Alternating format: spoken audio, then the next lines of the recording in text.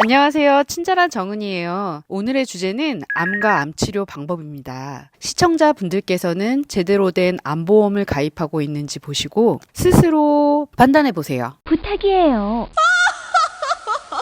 한 번 맞을 때 100만 원인 항암제가 있습니다. 국민건강보험 적용 시 약값은 얼마일까요? 대부분 고객님들께서는 암치료비 중 급여는 5%만 내면 된다는 건 상식으로 알고 계실 거예요. 그렇다면 급여 적용되는 100만 원짜리 항암제는 5%인 5만 원만 내면 될까요? 네, 맞아요. 그런데 또 틀려요. 무슨 말이냐고요? 2021년까지는 5만 원만 부담하면 됐어요. 그런데 2022년 신포괄수가제 변경되었어요. 이젠 고객님의 병원비가 얼마가 나오는지 알 수가 없게 됐어요. 무슨 말인지 자세히 알아볼게요. 우리나라는 포괄수가제라는 의료비 책정 제도를 이용했었어요. 포괄수가제는 진단명에 따라서 환자군을 구분하여 미리 정해진 일정액의 진료비를 지급하는 제도예요. 쉽게 말해 정찰제 같은 거죠. 가령 백내장이면 처음부터 의료비가 200만 원을 넘을 수가 없는 거예요. 포괄수가제는 의료비용의 과잉과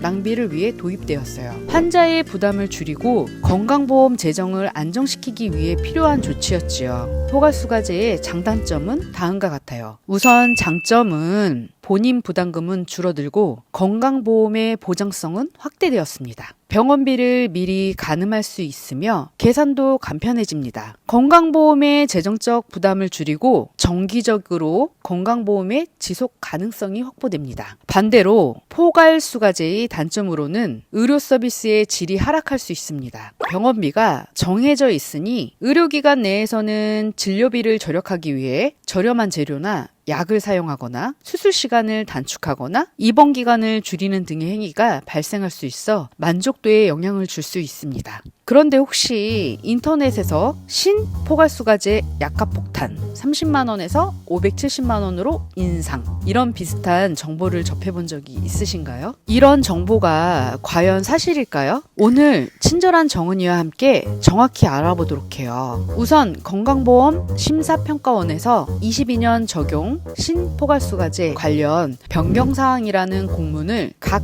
의료기관에 보낸 자료가 있어요. 주요 내용은 신포괄수가의 지불 정확성을 제외하고자 약제와 치료재료의 포괄, 비포괄, 분류 기준을 개선하였고 희귀 및 중증 질환 등에서 사용되어 남용 여지가 없는 항목 등은 전액 비포괄 대상 항목으로 결정되었습니다. 라고 되어 있어요. 즉 해석하면 포괄, 비포괄, 분류 기준을 변경하여 일부 항목은 전액 비포괄로 결정하겠다입니다. 이미 22년 1월부터 의료계는 신포괄수가제를 적용하게 되었는데 신포괄수가제는 각종 의료품과 치료재료는 포괄수가에 포함하고 의사의 수술 및 시술은 행위별 수가로 지불하는 복합 지불 체계예요. 물론 대상 질병이 확대되는 등 여러 장점도 있지만 첫 번째 단점은 신포괄수가제는 전국에 있는 모든 병원에서 적용이 안 되고 신병원에서 정한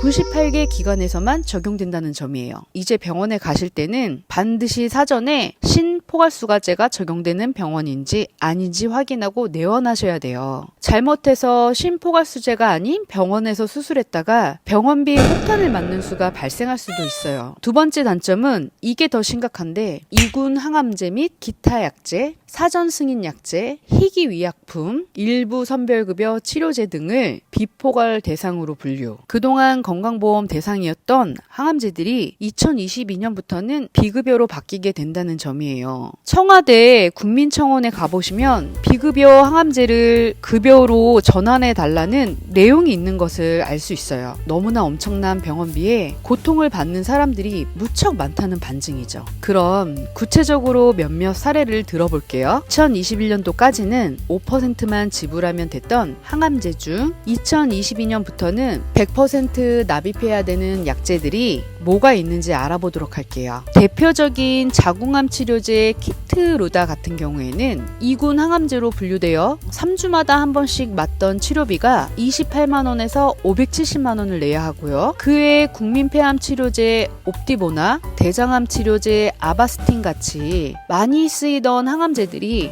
다 전액 비포괄로 바뀐 걸 알 수 있어요. 정말 심각한 건 항암제 투여 시 다 통원으로 치료받기 때문에 이제 더 이상 실손 의료비의 혜택을 기대할 수 없다는 게 무섭지요. 암 치료가 수술에서 항암제로 치료하는 방법이 바뀌었는데 내가 가입하고 있는 암보험은 통원 치료 시에도 충분히 보장이 되는지 다시 한번 점검해 보셔야 하는 이유예요. 암 치료가 빠르고 고통 없이 완치되는 시대인데 이런 변화에 맞춰 내 보험도 진화해야 한다는 뜻이죠. 제가 한 가지 예를 더 들어볼게요. 고객님들은 혹시 세기조절 방사선 담보가 가입되어 있나요?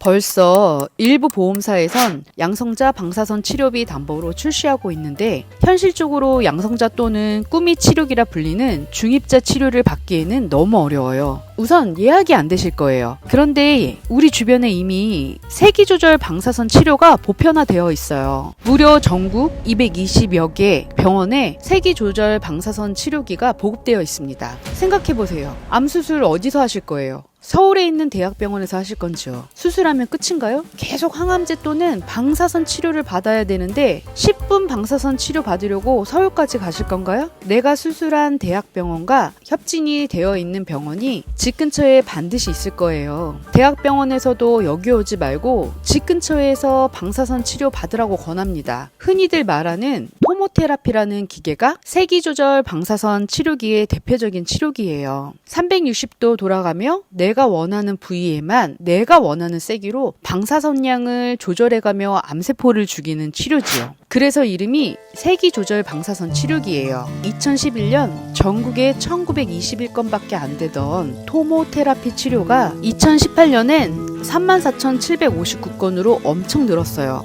이유가 뭘까요? 바로 2015년부터 건강보험 적용이 되었기 때문에 폭발적으로 토모테라피 치료가 확대되었다 보시면 돼요. 유방암일 경우 30회 1세트 치료한다고 했을 때 회당 치료비가 25,000원밖에 안 하니까 30회 시행에도 75만원밖에 안 들어요. 건강보험 적용 전에는 무려 1,500만 원이나 했던 치료였답니다. 만약 고객님께서 세기조절 방사선 치료비 7천만 원을 가입하셨다면 100만 원을 치료비로 지급했다 하더라도 무려 6,900만 원이 남는 특약인 겁니다. 세기조절 방사선 보장은 저렴한 암 진단비의 새 이름이다 생각하셔도 됩니다. 이렇게 좋고 저렴한 세기조절 방사선 치료비, 고객님은 가입하고 계신가요? 암 진단비와 비교하면 불과 10% 정도로 동일한 효과를 볼 수 있어요. 저비용으로 큰 혜택을 보는 특약인데 가입 안 하시는 게 손해겠죠? 암 치료는 두 가지 큰 변화가 있어요. 첫 번째는 항암 방사선 치료 방법 및 비용에 큰 변화가 찾아왔고요. 둘째는 예전에는 자르고 꿰매서 아프고